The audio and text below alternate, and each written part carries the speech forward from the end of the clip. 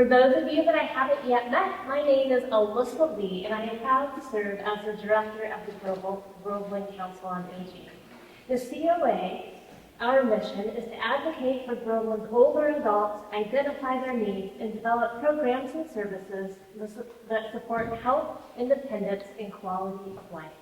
A big part of our work is also about bringing people together, creating opportunities for learning, connection, and meaningful conversations like the one we're having today. Today we're gathering in recognition of International Women's Day, which is celebrated around the world each year on March 8th. It's a day that honors the achievements of women across generations, socially, culturally, economically, and politically, while also reminding us that the work of advancing equality and opportunity is far from finished. International Women's Day began more than a century ago, rooted in movements for labor rights and women's suffrage. Over time, it has grown into a global call that progress requires both reflection and action.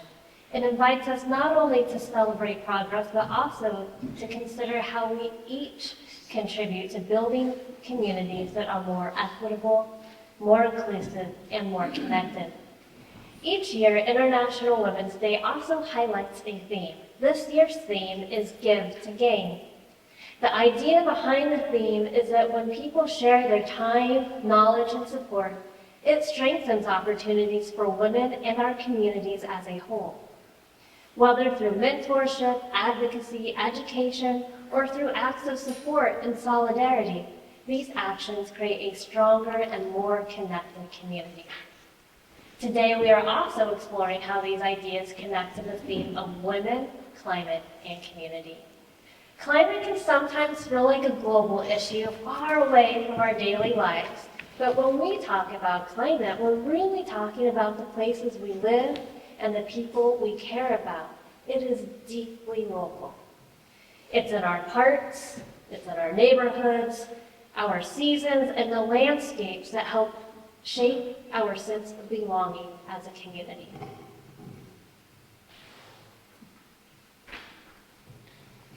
And when women bring their ideas to leadership forward, real change happens. And today's gathering is one way that change begins. By coming together to share perspectives, learn from one another, and talk about issues that matter, we help build communities that are more informed, more connected, and more supportive. We are very fortunate to have two thoughtful local leaders joining us today who are deeply engaged in the work of community and environmental stewardship.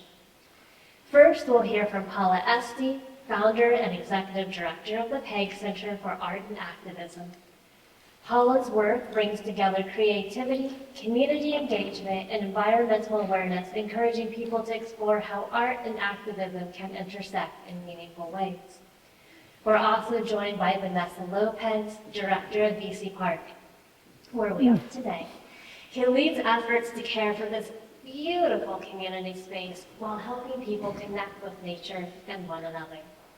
Together, they'll help guide our conversation today on women, climate, and community, and how local voices and local action can help shape our future right here where we live. Our goal this afternoon is simply to create space for conversation, curiosity, and reflection. You'll hear from our speakers, and we'll also leave time for questions and discussions. Thank you again for being here and for being part of our gathering. And with that, it is my sincere pleasure to welcome Paula Esty to begin our conversation. Oh, thank you so much.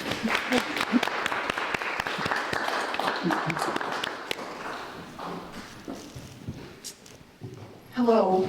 Wonderful to be here. Thank you so much, Alyssa. Thank you, Council on Aging. It's really, I live in Newburyport. It's down the street, but it feels far away. And so this feels like a new opportunity, a new community to meet.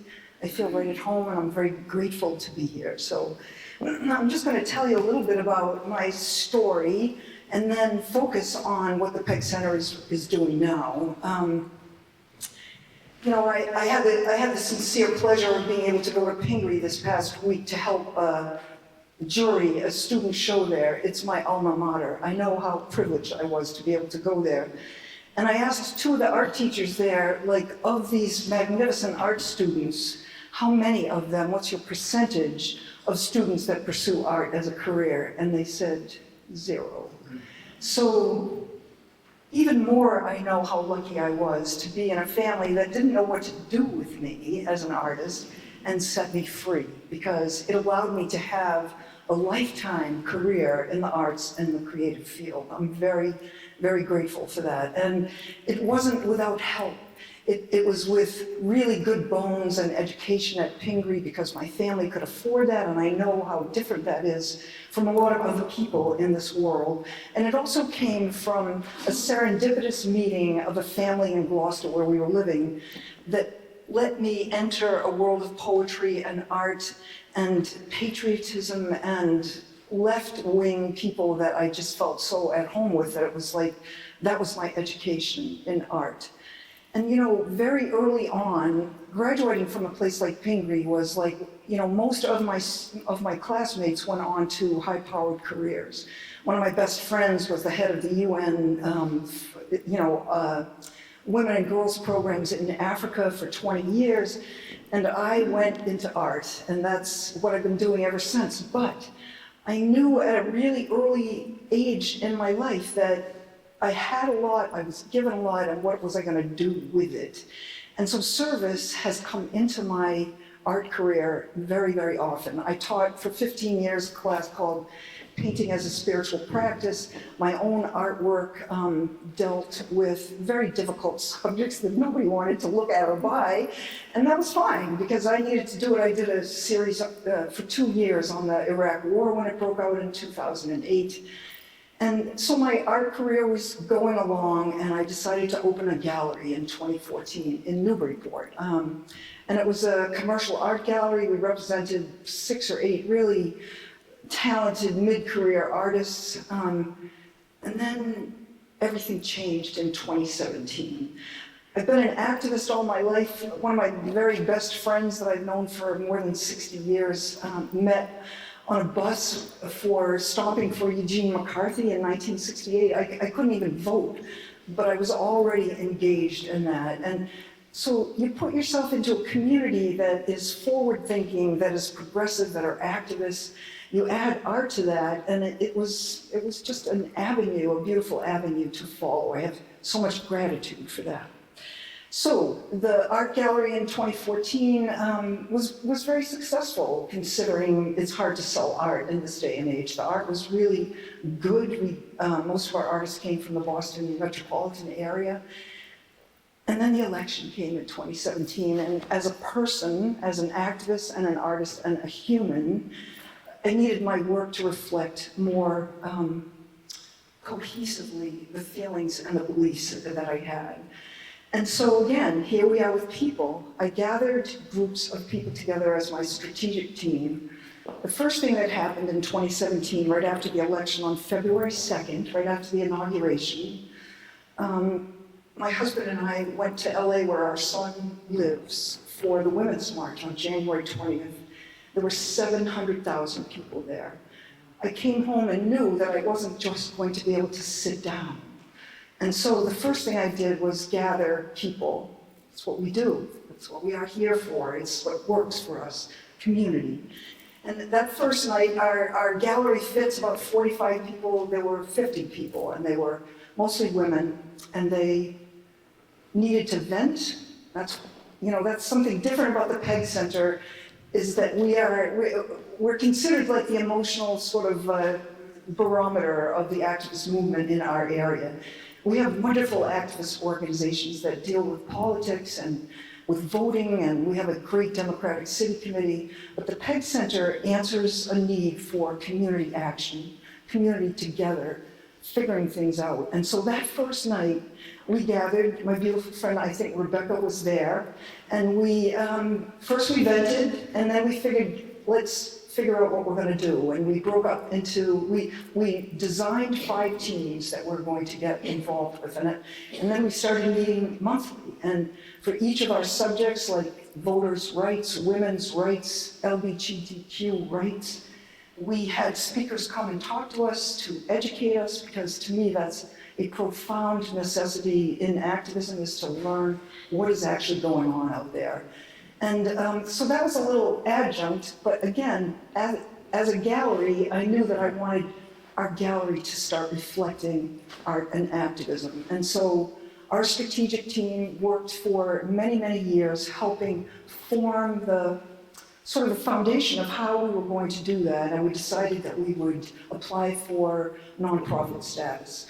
We did that in 2019, right before the doors all shut with COVID, including at the IRS, and it took us 2 years to get our status, but we got it.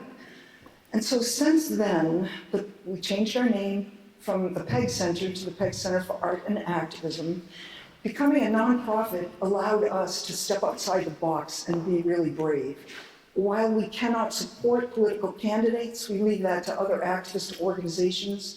We have free rein, basically, to delve into the issues of social and climate justice, be brave about who we ask to come and speak to us, and push ourselves to get involved. I consider the PEG Center and myself as a catalyst, whereby things that are of profound and passionate interest for me, I try to bring to my community and tell them places where they can be engaged. I don't do the work for you, but certainly we are together as a community that helps each other do that. So we became a nonprofit status in about 2020, and our programs reflected that. We had art shows almost on a monthly basis that would change out according to our social and climate justice themes, and it was very successful. It still is. We decided, however, that our space only had room for about 45 people or so. So at the end of last year, December, we decided to give up our space and take our programming on the road, so to speak. So this is a wonderful opportunity for me to be able to speak to you all. We do our programs now at our senior center in Newburyport, at churches, at City Hall, wherever we can think of to rent. And right now our programs bring in about 100 or 150 people per event. Wow. So the Great Depression happened to me last summer. So the second term was the hardest for me to deal with. And after that inauguration last January, a lot of us in the activist world went quiet because it was so overwhelming, like, what the hell do we do now? It felt like, and I'm sure it does to a lot of us in this room, that the world was kind of like crumbling the way that we had hoped for. But I'm an old lady. I thought my legacy was going to be easily like human rights, dignity for all. Like, I just thought I was going in that direction, and suddenly it was like, this is all at risk. And so literally I went quiet for a couple of months as the PEG Center. And, you know, I believe in serendipity, I believe in being led, you know, a conversation with Alyssa, a moment with you in the hall changes everything for me.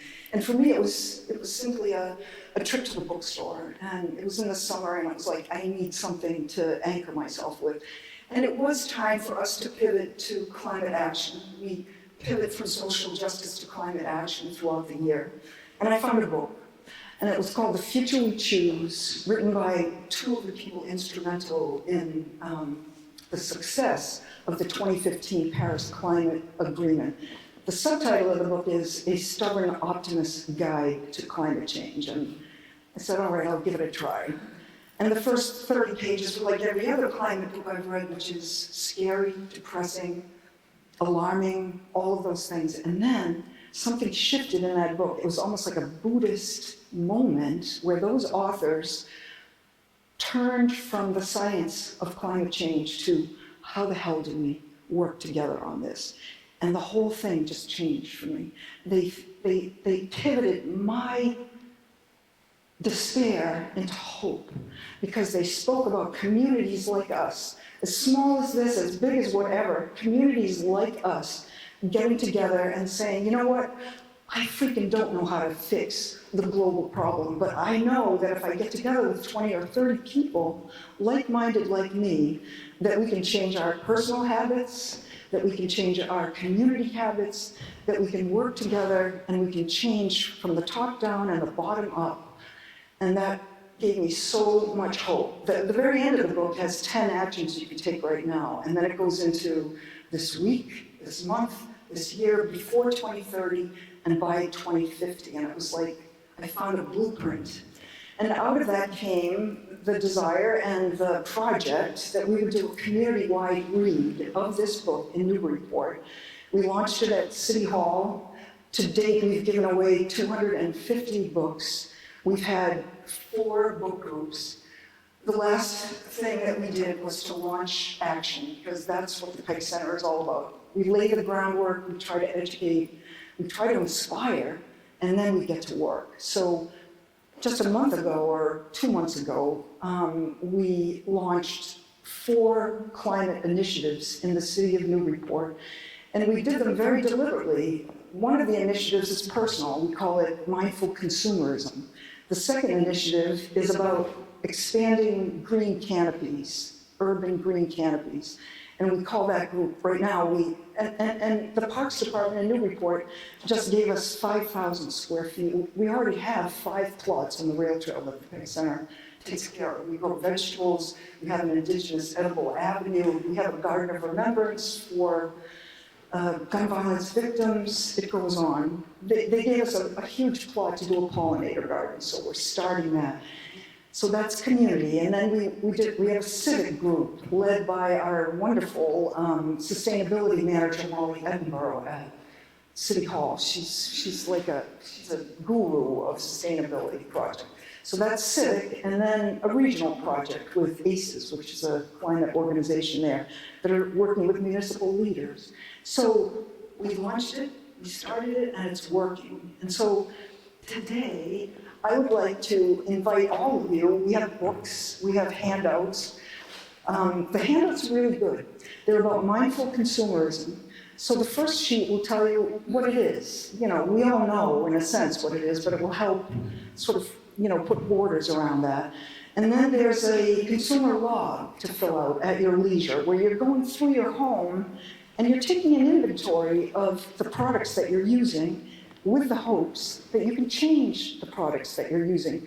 And my husband and I started this like more than a year ago, just really getting honest about what we use at home and how to convert that.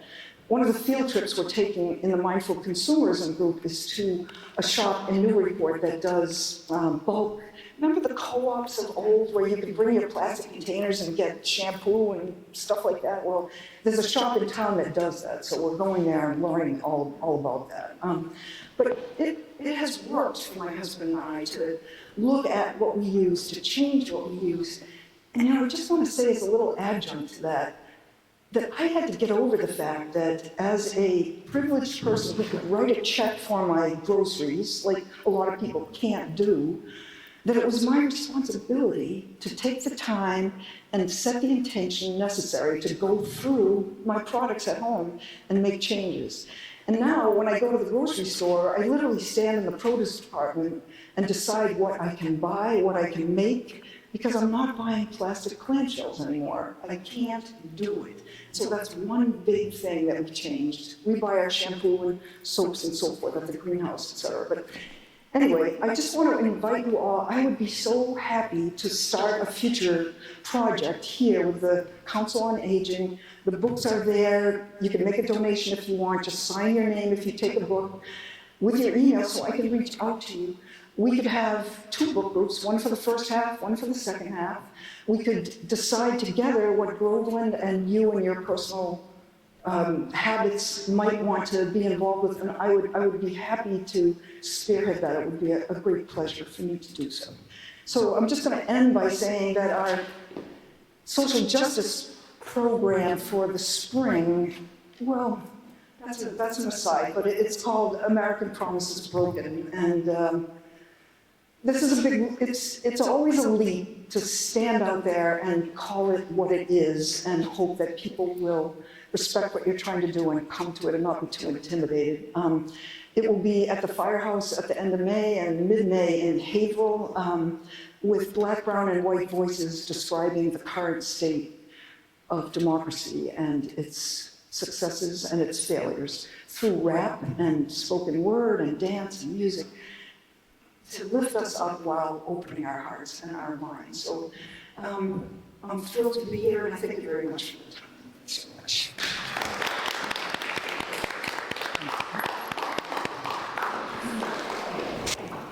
Awesome. Thank you so much, Paula. I always feel so incredibly inspired, and thank you for bringing the wealth of materials here. Hopefully we can all join Paula in her endeavors. That would be awesome.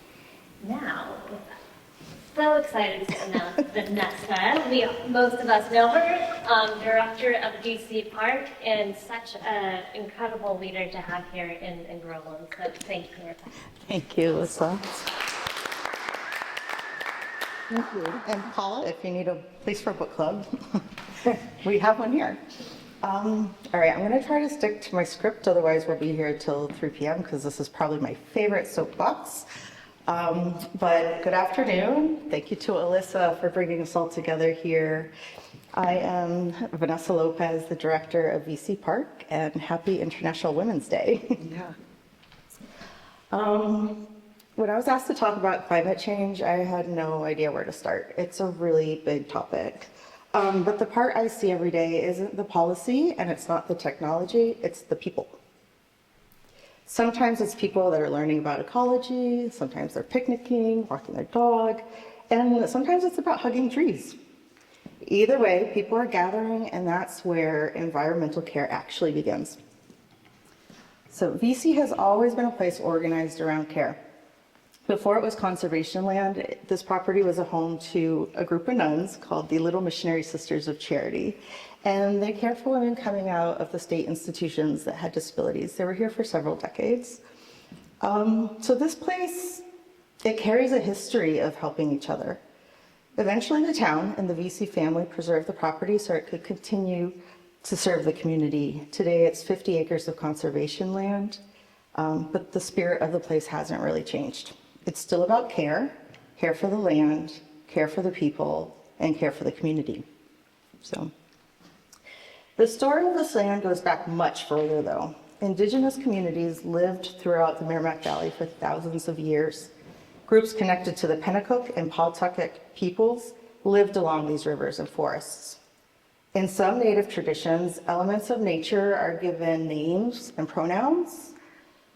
When something has a name, when it's recognized as being alive, it becomes harder to ignore and harder to harm.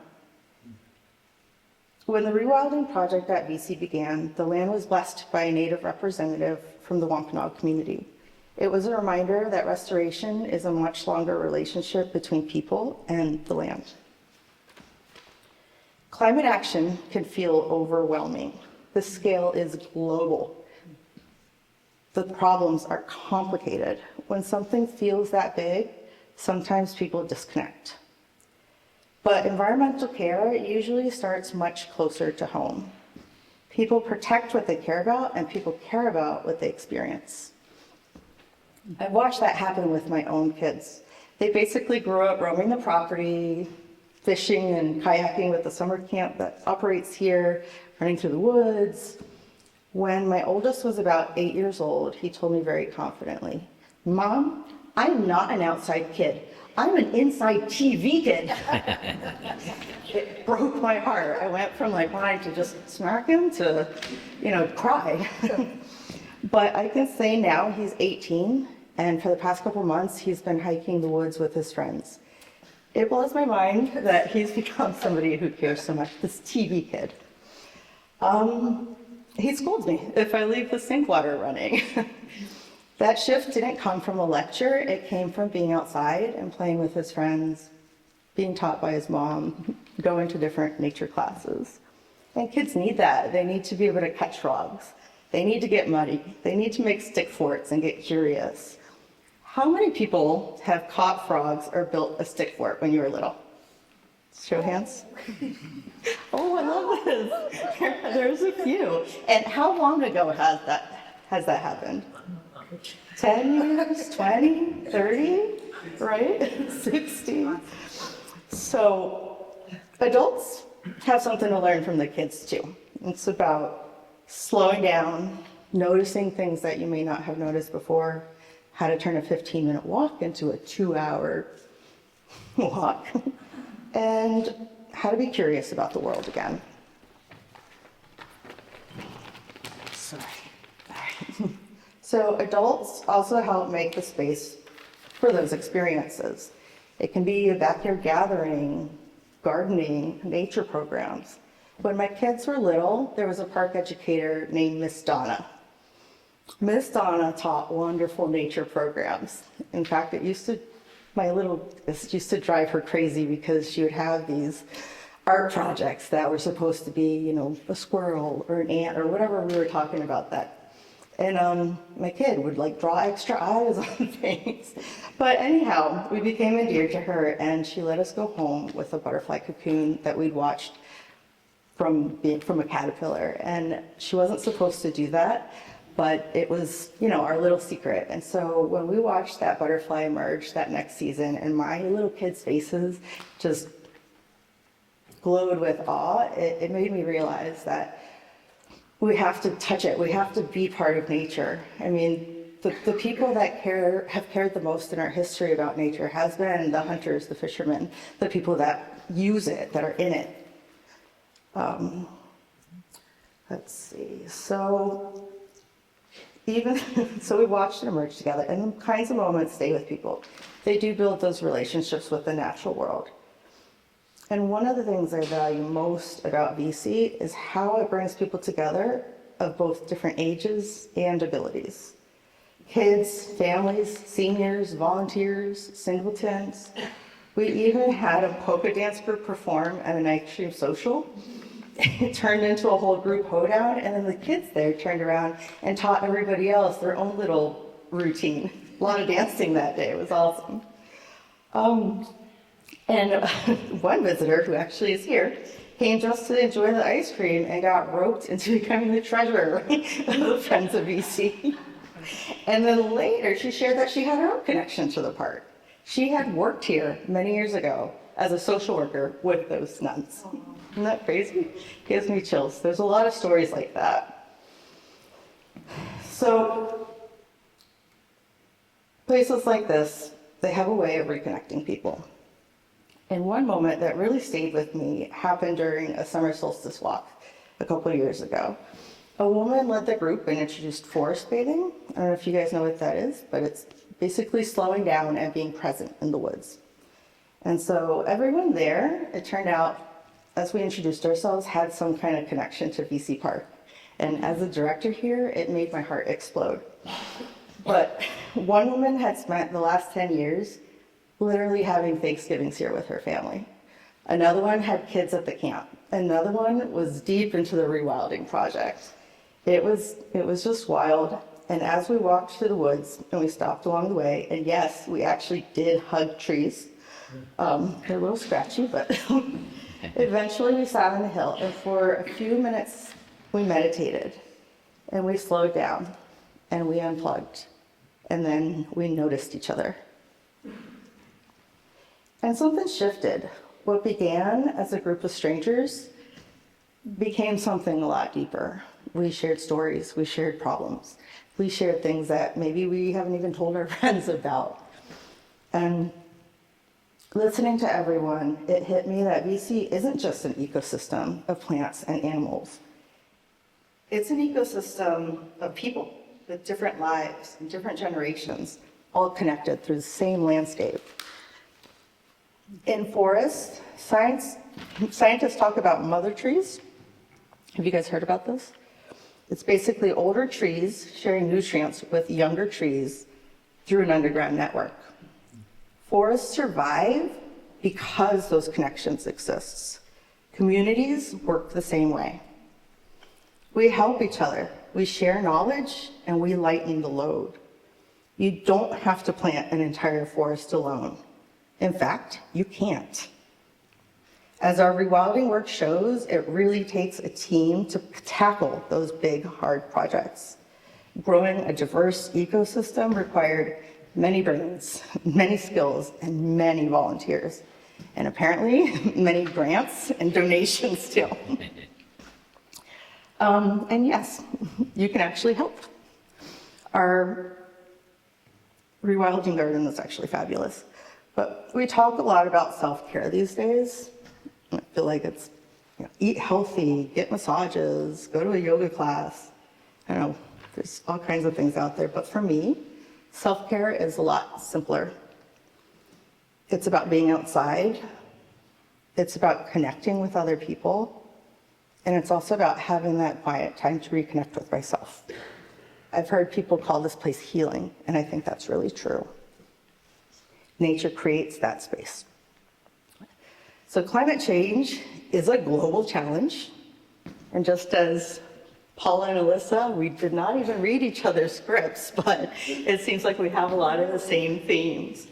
But the roots of environmental care, they start locally. And when people gather, when neighbors share spaces, when they come to ice cream socials, and when communities build those relationships with the land around them, places like VC make those connections possible. They remind us that hope isn't something that we wait for, it's something we build together.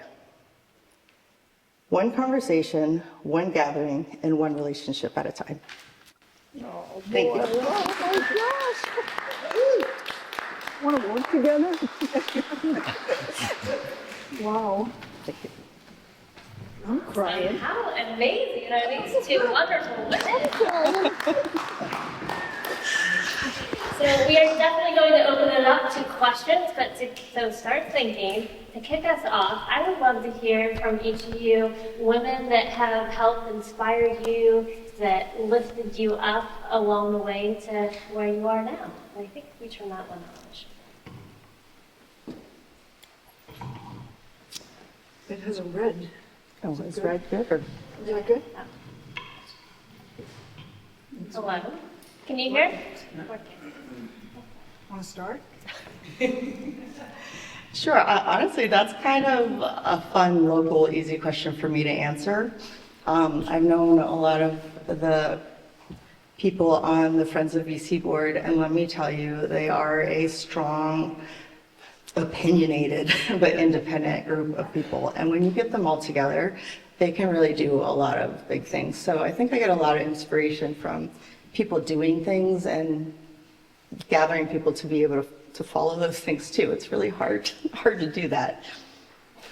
I was so inspired by what you said. It's like everything to me. And my inspiration really comes from gathering. It does. And it started, so early in my life. But the huddle, the Women in Action huddle, started in 2017, has been a great, great source of inspiration for me. Just the willingness for people to come together, work together, talk together, and figure things out. I just love how our focus is coming. I mean, we are all globally aware, but our focus is coming down to our communities where we can do a lot of good work together, and that is my inspiration. So, Wonderful. Thank you for sharing. Questions from the audience? I just find that sometimes, recycling and composting and everything, I get neurotic about it. yeah. I'm just like this. I don't think you have a food recycle here. We do in Newburyport, just want to say. Yep. I'm going to take this home in my pocket, which is a little crazy, but it makes me happy. Yep. And sometimes I'm at home and my recycle for paper is in one room and I have a scrap. And I have to allow myself to throw it in the kitchen trash and just say, you don't have to walk 2 rooms away, but I feel guilty. And I think there's a middle ground in there to how you support the earth. We don't pay for my family doesn't pay for compost pickup. We have our own. You can't put meat and stuff in it, but you can take it down the street. So there are so many ways, but I don't recommend being neurotic about it. Thank you, Rebecca. Any other questions from the audience? All right, well, I'll let you keep thinking. I have another one for both of you. So you both have, and you spoke a little bit about it, but if we could hear it a little bit more, I think especially from Vanessa here, sort of what can people do locally? You know, what are programs that you have going on that people can start doing right now? I mean, in addition to the obvious, we do have a speaker series. It's based on nature, workshops, the rewilding group, and things like that. But I have kind of to piggyback on your question. I think that whatever you can do sort of organically, and I don't mean as like organic lettuce, I mean more of what sort of fits into your life already. You talk about being neurotic, and I think a lot of us feel that way, that guilt, like we need to do something. And the reality is that even if all of us started recycling, it probably wouldn't change a whole lot.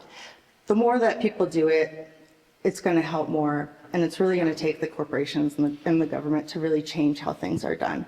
So I would tell you, it is not your burden to take this on yourself. So we all make the different choices in life of what means, you know, what matters to us. At my house, we use a lot of disposable plates. I feel bad about that, but it also, my value is really focused on my family. We don't have a lot of time together with commuting and kids being in high school and things like that. So it's a quick way for us to eat, but it doesn't absolve me from the responsibility of climate change. It does, however, allow me to take action where I can be stronger.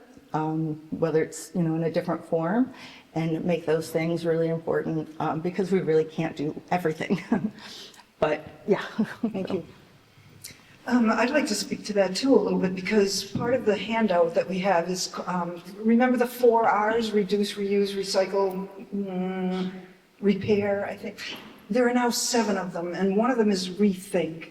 And I agree completely that it is a work in progress, our lives like that. And to be aware of what you buy, what you use, and where it goes when you are done with it is a huge part of raised consciousness around waste, waste, waste. And I think that if we all started that, just think about where this is going and realize there's very little places where our waste, there's any room left for it, it starts to make you rethink your habits. And I think that that is what we all can do.